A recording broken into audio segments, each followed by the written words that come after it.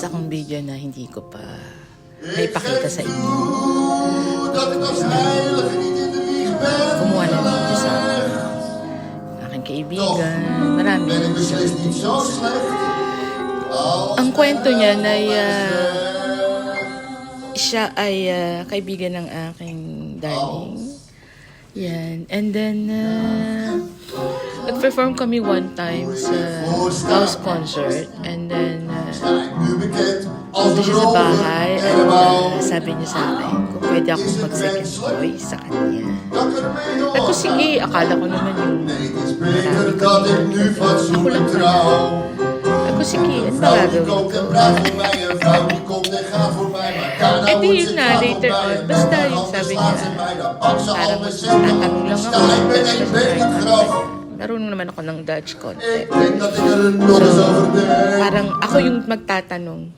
Kwento kasi ito nung yung kinakanta niya kasi is matagal ng kanta yan, 1963 pa. Bago pa ako ipinanganak ko.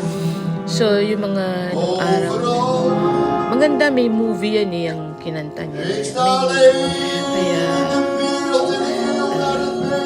maganda. Ang daming tao na nanood dito. May bayad yung pero kami ay yeah. Pero I'm happy to support him then. At of course, exposure na rin sa atin. Ganyan kasi noon pag nakikita kayong kumakanta at nagandaan sila sa performance, talagang kukunin kayo. Kasi nangyari na yun sa ano dati. Nung nag-perform kami sa Churchill Club, group ng mga Pilipinas sa Manila.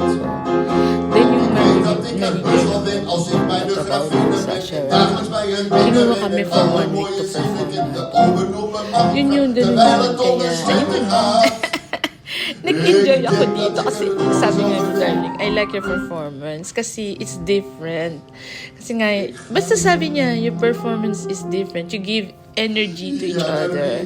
Kasi first time din kay Aryan na mag-perform. May kasama, normally siya lang talaga nag-perform. But kaya first time, nag-enjoy ako stress.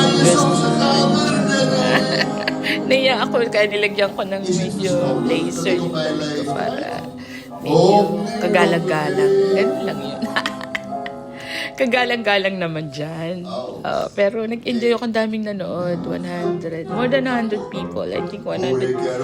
But more than 100 but less than 200. Puno naman, full house. Siyempre, may pasayaw-sayaw pa ako dyan. Doon nawala yung medyo kaba ko. Nung una medyo kinakabahan ako kasi baka Dutch. Baka mali yung pagkakasabi ko. At pagtawanan niya ako. Pero okay naman so far. Dinaan ko na lang sa sayaw at sa ngiti. Ganun yun para maalis yung kaba. Ganun yan. Kaya ayun, at least nag-enjoy ako. This Saturday, another performance. But hindi rin ako makapaniwala. Tingnan nyo naman ang pagka-stage. Ano ko. Basta nakikita ko to. Ako 57 na ako. Baka yung mga... Noon ayaw ko na yun. Sabi sa akin, kanta ka sa gala 2018. Ako ayaw ko yata. Yung kanta ni Sharon na perfect. Yun ang kinanta ko noon. Wala kasing kakanta. Kaya sige, ako na nga lang. Ayaw naman nila kumanta. So, ako na lang kakanta.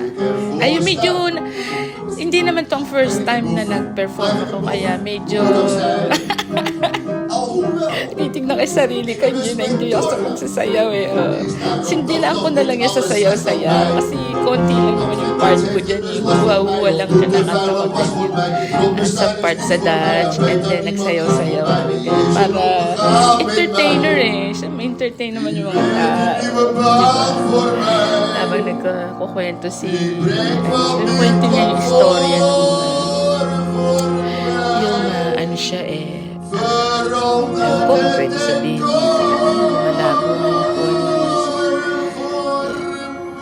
pero ayun, ba't lumalabo? Hindi ko alam.